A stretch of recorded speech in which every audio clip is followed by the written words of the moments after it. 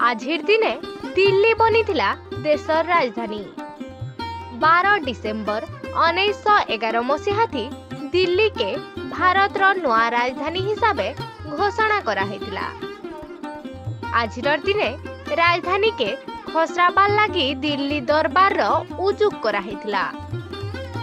दिल्ली दरबार के आसीथिबार हजार हजार भीड़ सामने ब्रिटेन रो सम्राट जॉर्ज पंचम भारत रो राजधानी कलिकता नु दिल्ली उठे आनबार के घोषणा करथिले।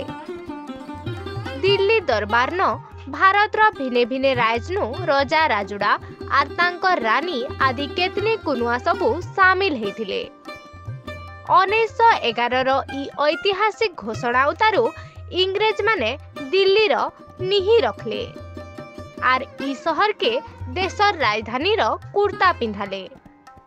शहरर वास्तुकला दुई जन ब्रिटिश आर्किटेक्ट सार एडविन लुटियंस आर सार हर्बर्ट बेकर बनैथिले। ब्यूरो रिपोर्ट लोकर खबर।